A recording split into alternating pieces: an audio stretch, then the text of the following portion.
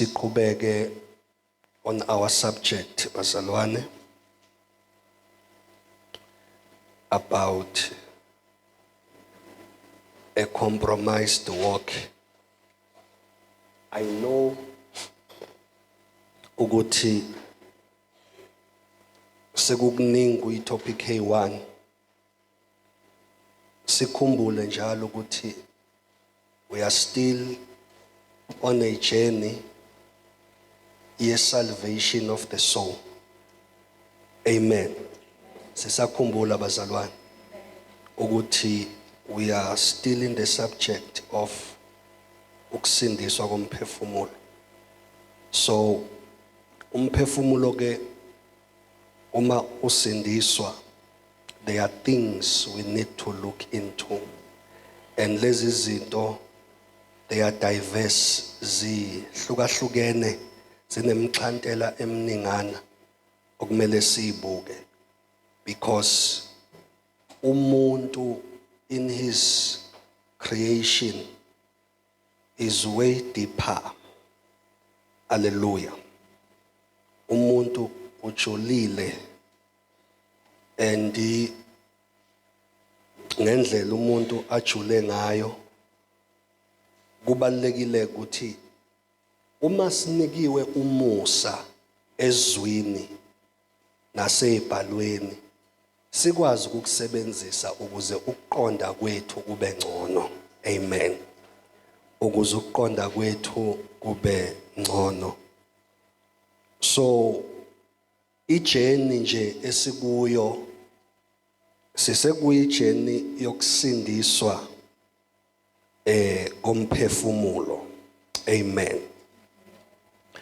I will try ukuthi siphushe, and ngiyacela ukuthi nibambe bazalwane, nibambisise.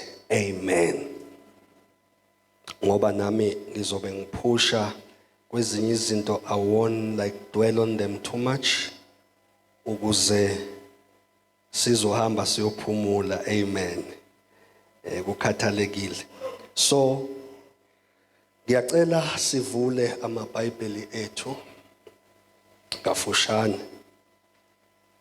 Oh yes. Kafushana nje sovula amaBhayibheli ethu. Sasithe our foundational scripture is Romans chapter 12. It's Romans chapter 12.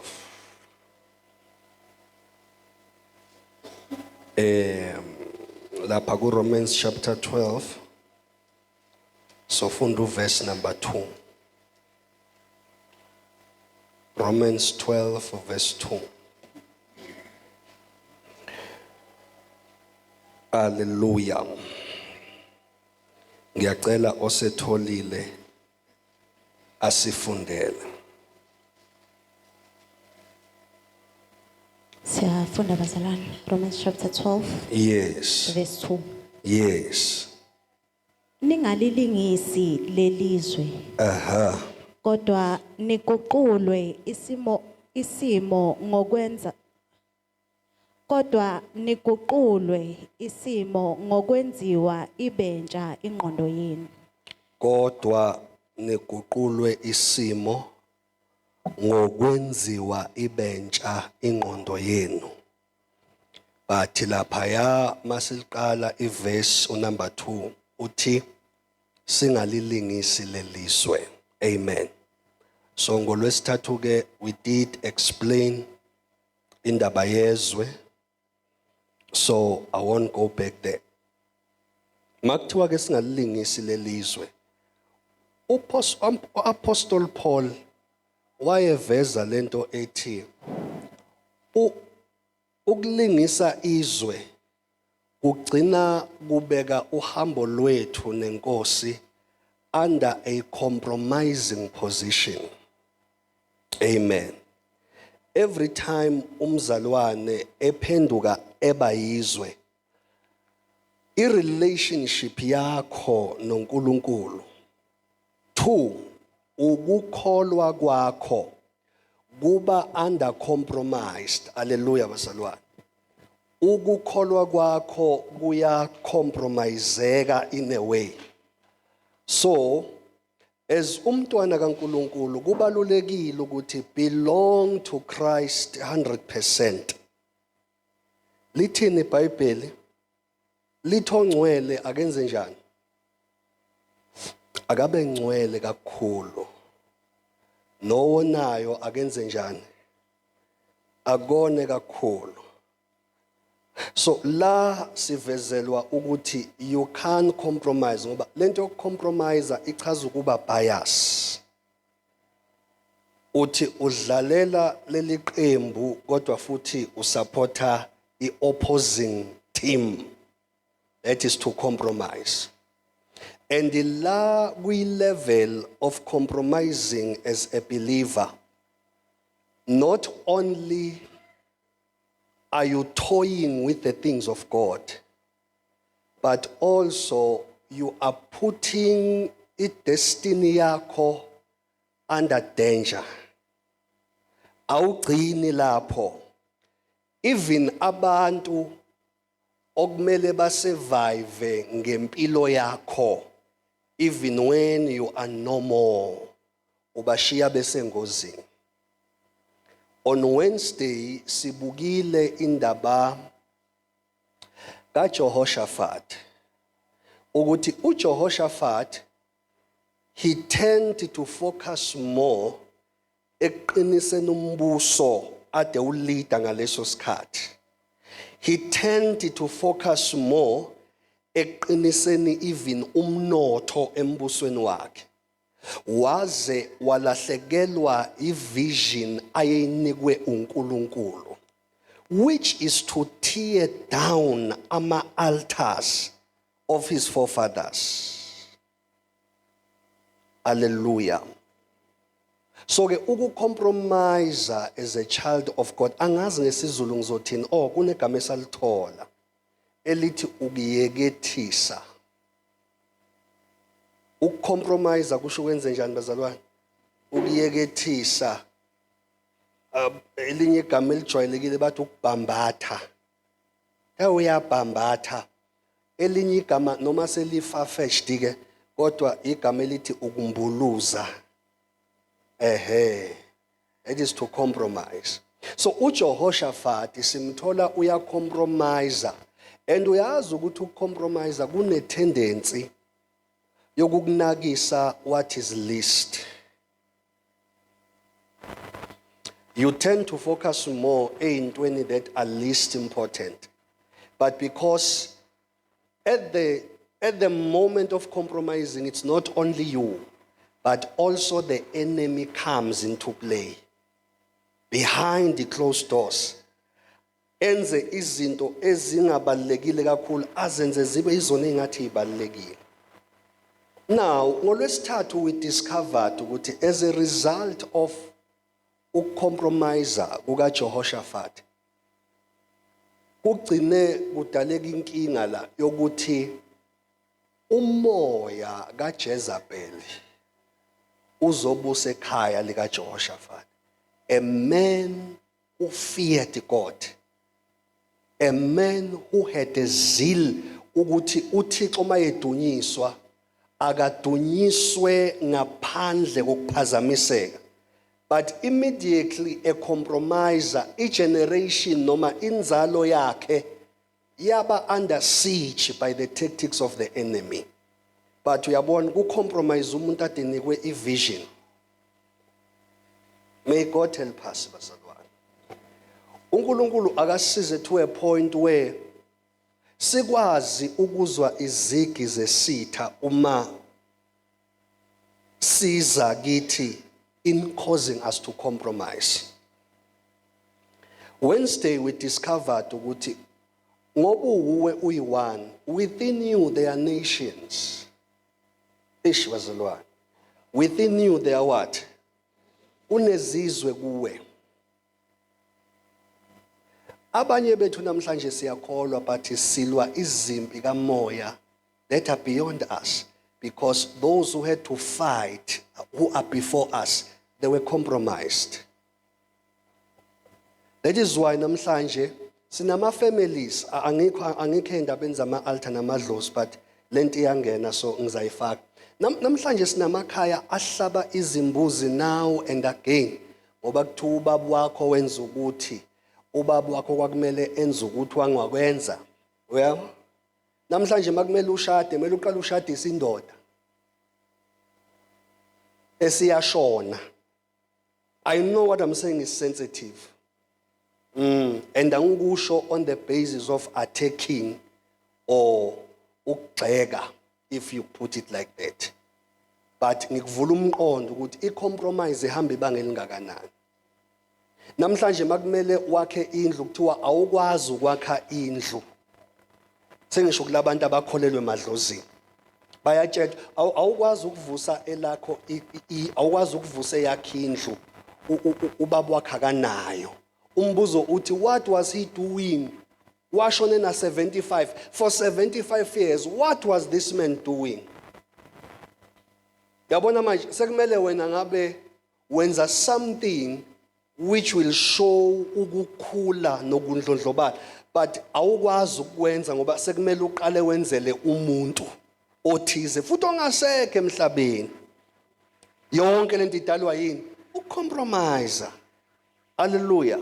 So as abantwana bakaNkulunkulu we ought to understand ukuthi i-compromise ayilimazi wena kuphela futhi mawuzonaka ngokweBhayibheli nje i-compromise ayilimazi lo compromise isikhathi esiningi. Isikhathi esiningi they get away free. But uthola ukuthi i-compromise isizo affecta those who are coming behind you. Isi affecta abantu okumele ngabe they are benefiting from your history. They are benefiting from your walk with the Lord. Kodwa uthola ukuthi ibona who are paying the price now. Buka nje lithi iBhayibheli uJehoshaphat wahamba kahle phambi kukaNkulunkulu. Angithi yes? Liyamncoma iBhayibheli lithi wahamba kahle bese lithi but azange adilize onke ama-altar that he was supposed to tear down. 2, wenza ubudlelwano nendlu ka-Ahab and Jezebel. Kodwa iBhayibheli labona lithini? Lithi wahamba kahle wayishonela futhi. But buka endlini yakhe kwenzakalani. His own offspring, his own son, siyithola ishada unkosikazi oyindodakazi kaJezebel.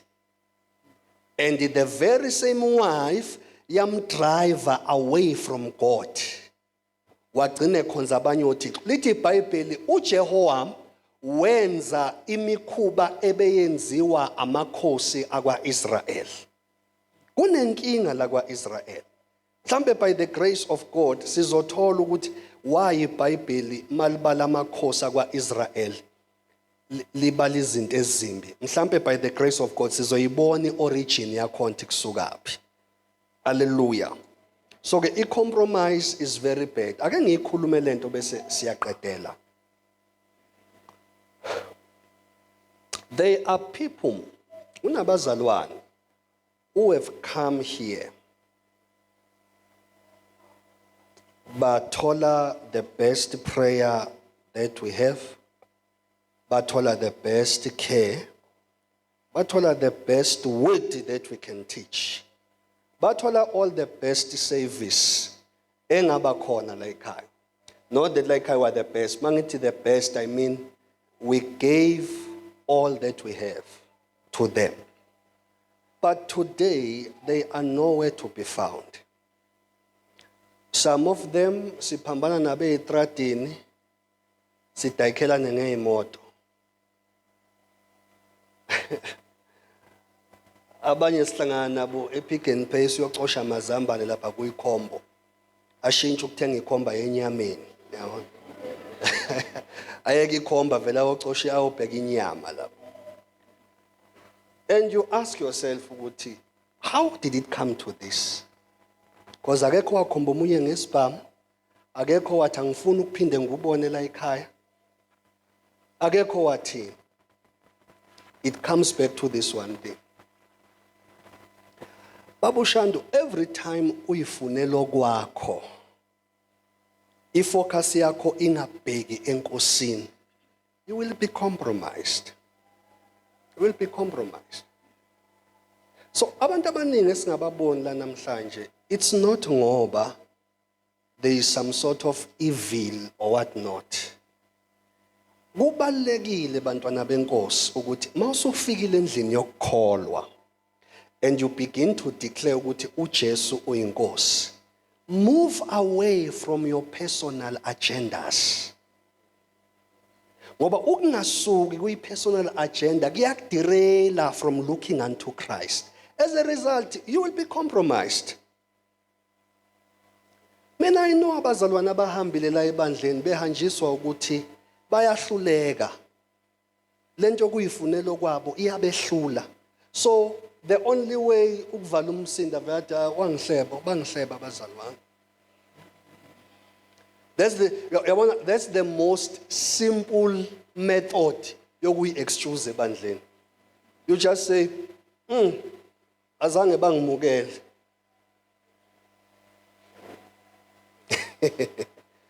I'm not downplaying ukungamukelwe, kubuhlungu ukungamukelwe ebandleni.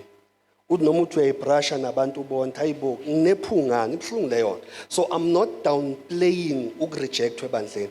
But we cannot run away from the fact ukuthi there are people who speak like that as an excuse ngoba bahlulekile ukunqoba lento eyifunelo kwabo. So baba compromised.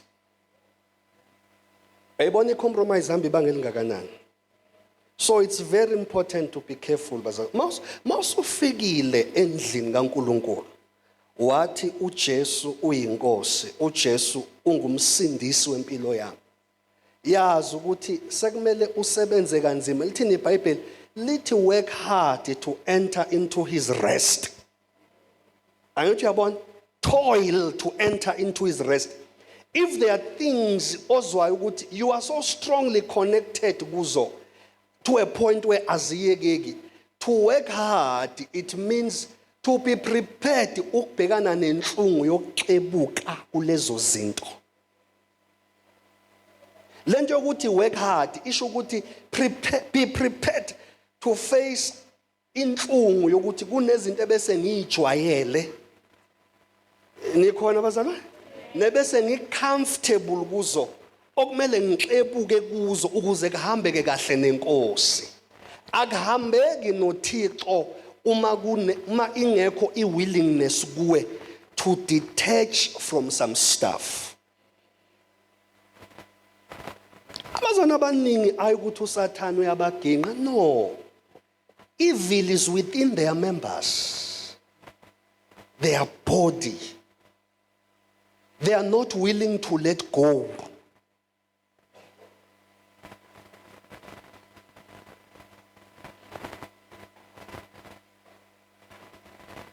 And ngeke babe nesibindi sokusho ukuthi ningalimali ningasangiboni. Imina ngixakekele. Bambalwa abasho njalo. Bambalwa abasho njalo. Somebody say be prepared. You need to be prepared. One way or another, you must be prepared. And akakhulu umzalwane othanda i-comfort of the old life. Awukwazi ukuthanda i-comfort yempilo endala, kodwa futhi ufuna ukubona uNkulunkulu ehamba nawe kwamanye amazinga. No, you can't.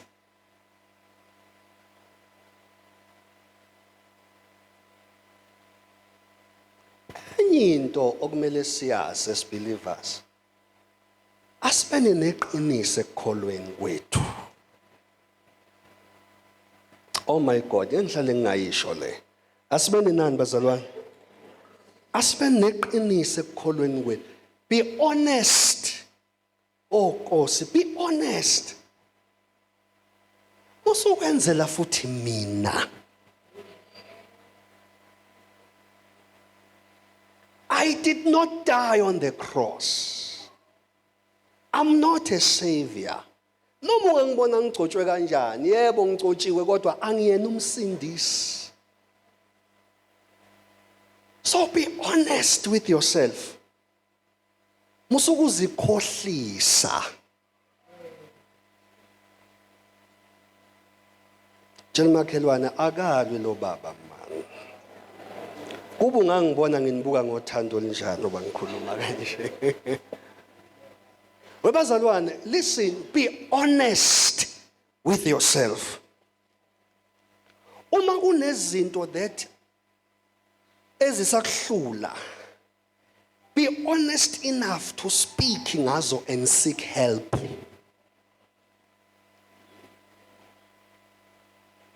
Asikho kuyi-competition like Kholweni. Sizosizakala. And uJesu osiza umuntu esebenzisa umuntu. And lo setshenziswayo akekho esihlalweni sika Mose to charge you.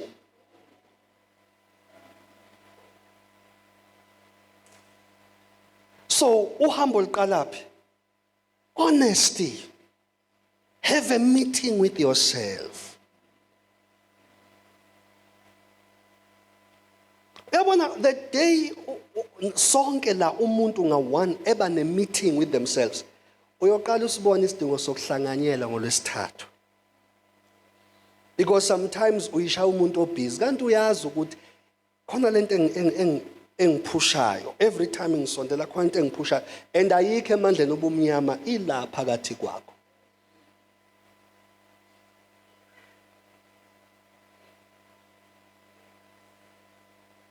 And I would khona abakholwa kangcono kunabanye. It's about being honest and making a sober decision ekuhambeni noThixo.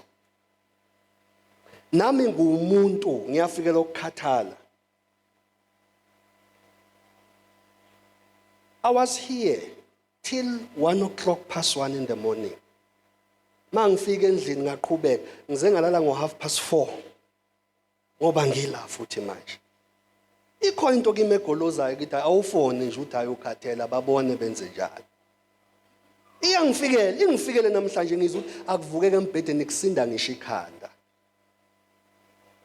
But because I am sober in what I'm doing, ngiyiphusha ngisho ngizwe ukuthi umzimba uyala. Somebody say, be honest with yourself. Ngicela ukusho nje. Nangu baba wethu uNxumalo. Ubaba ngaza ngangizala kangakhe. Uyazi ukuthi every Wednesday usuka ngenyawo eSoul City. Ezela. Khona lapha elakelana khona sakhonza sibabili sibathathu. Inhliziyo yami yathi ingabe ubaba uNxumalo ukuphi, ngathatha imoto ngahlangana naye eza lapha ya. Ngavula ihita yagcwala imoto ngabasa ama-city lapha ngibona umuntu omdala Nkosi yami esongelayo. Ngayitshela ukuthi wathi hayi ngiright mfundisi akunankinga. And all the baba like this. Bese kuqhamuka ingane encane. Ithi iphathwa amaqakala. Phela lento yoku how may I put it? Somebody say compromise. Awu compromise sewumdala kuqala ebuncaneni bakho. So the only way to deal with compromise asiqala inkonzo yokuba neqiniso kithi. Angaze ngimuze baba uNxuma athi baba uDlamini liyani izulu. So angiboni ngizoqhamuka. Ufohla kulo at this age ubaba. I was so worried kulezo insuku after leyo mvula ngathi we. And ngoba khona I think ngaleyo Sunday wangabe bikho ngathi we. Nangu baba as old as he is.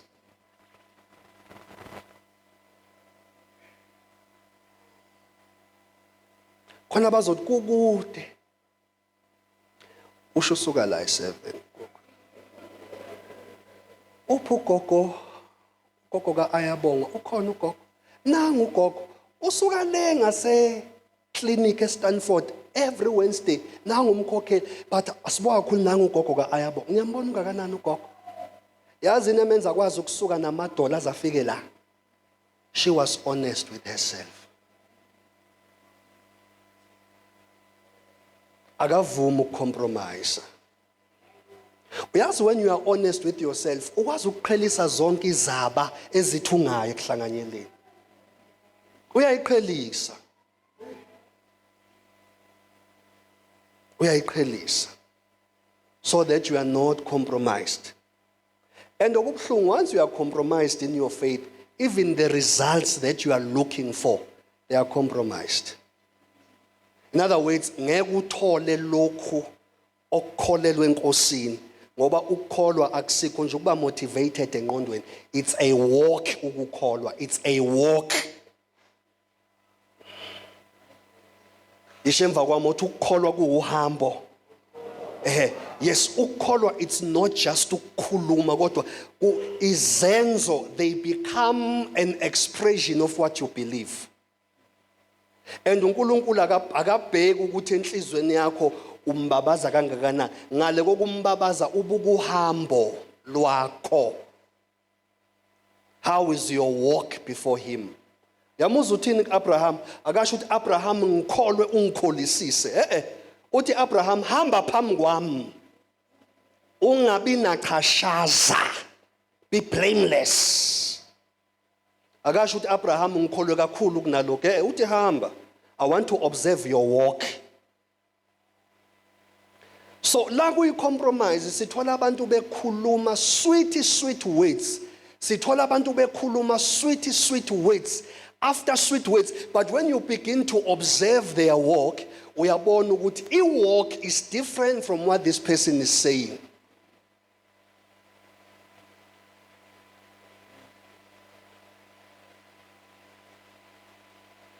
May we be genuine. Mighty Jesus. May we be what, bazalwane? May we be genuine.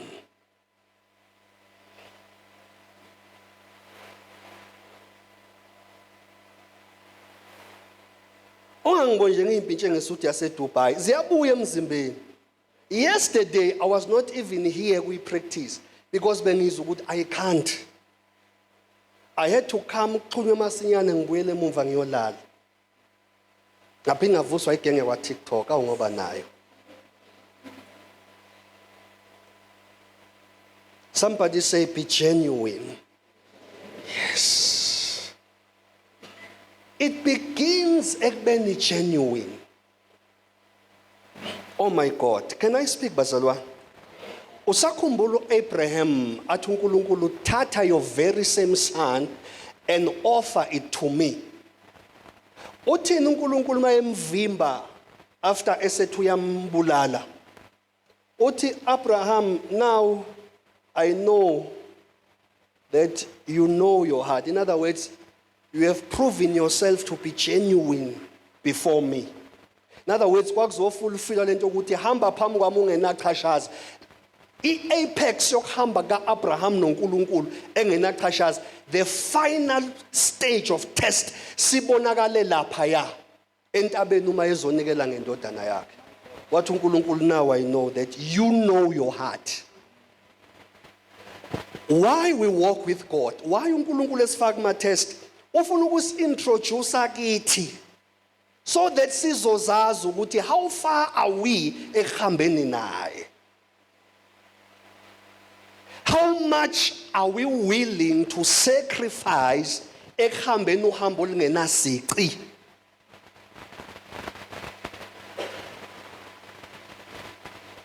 That is why uPaul athi when you speak about the gospel, it's not the matter of talk only, but it's a matter of what? Of power, meaning it's a practical work. We demonstrate power. Ngoba ngibekisa ngobaba wethu uNxumalo nje ngibekisa ngogogo kaAyabo. Ukuza kwabenkonzweni ngeenyawo bebadala bengaka, despite ukuthi wethithini ngaphandle, that is a demonstration of the working power and the zeal for God phakathi kwabo. So when you think, when we speak about power, ukuphephetha abantu bawe, no. Amandla okuthi you have a genuine walk with God, siwabuka ekuhambeni kwakho phambi kaNkulunkulu, uhamba in wisdom or uhamba in compromise.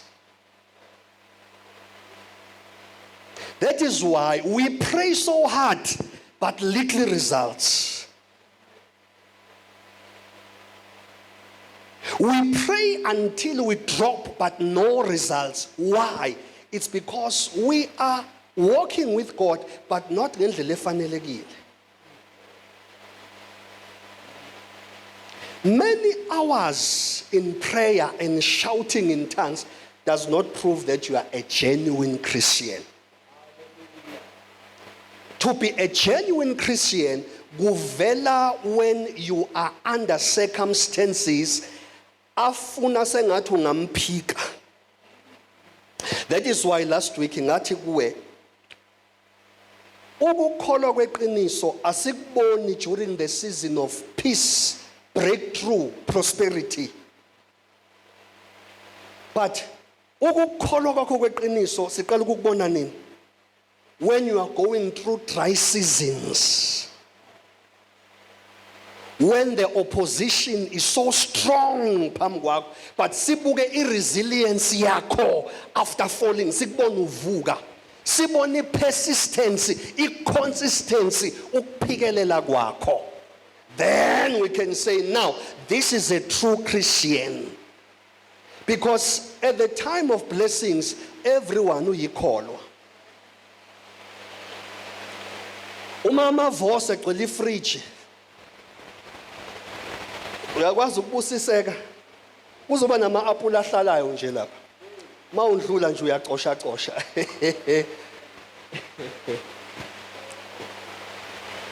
So a true Christian asiyiboni the time ekuhamba kahle.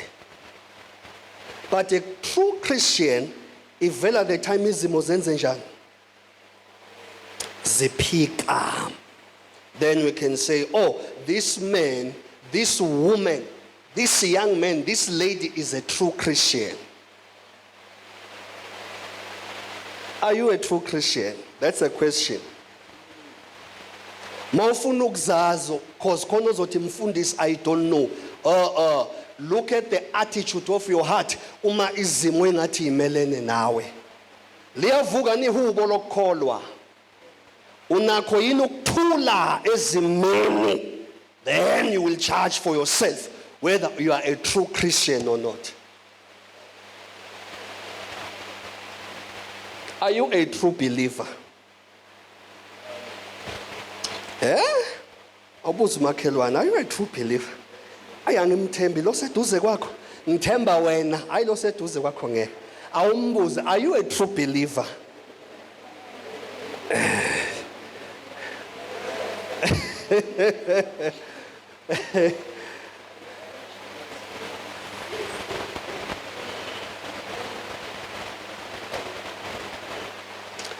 Akovela amehla akho kancane. I want us to pray a little prayer. Oh Holy Spirit, disciple my heart. Oh Holy Spirit, disciple my heart. Moya ongcwele yalusa inhliziyo yami. Ngisho kufika ikhathi zokuhluthuka, yalusa inhliziyo yami. Oh Holy Spirit, disciple my heart. Disciple my heart. Ngezwi, disciple my heart. Ngokukholwa, ngokuthembeka. Disciple my heart, oh Holy Spirit. Disciple my heart. Yalusa inhliziyo yami moya ongcwele. Makufika ikhathi zobunzima, makufika ikhathi zokuhluleka, yalusa inhliziyo yami. Yalusa inhliziyo yami. In the mighty name of Jesus. Thank you, Lord. Thank you, Jesus. Hallelujah.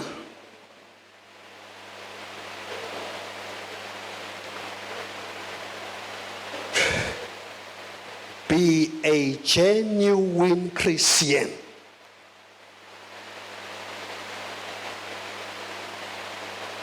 And ungenzela abantu. Yenzela lo nkulunkulu ome phambi kwakhe every day. Ngithini bazalwane? Ungenzela abantu. Ngangikhuza omunye njalo makiwe enkonzweni uthatha iBhayibheli ulishwathika kushekasi. Idina ulishwathikelani kushekasi. Uthe manje mangidlula ngapha esasishibiza sonke. Ngithi no. Ngandi ibhotili leli lo tshwala wawuliphatha. Ey manje Ncegu wathi if ungihlulela ngithi oh la ekholweni you leave room for failure, you are in the wrong place. La ekholweni we go all in. So next time mangihamba nawe Ncegu musukufaka iBhayibheli kushekasi. Liphathe ngesandla nje libonakala. Ubadedele bakhulume. Ubadedele bakubize ngomfundisi. Phela you must not be ashamed of the gospel. Awuyasizakala Ncegu kuze kube namhlanje sakholwa.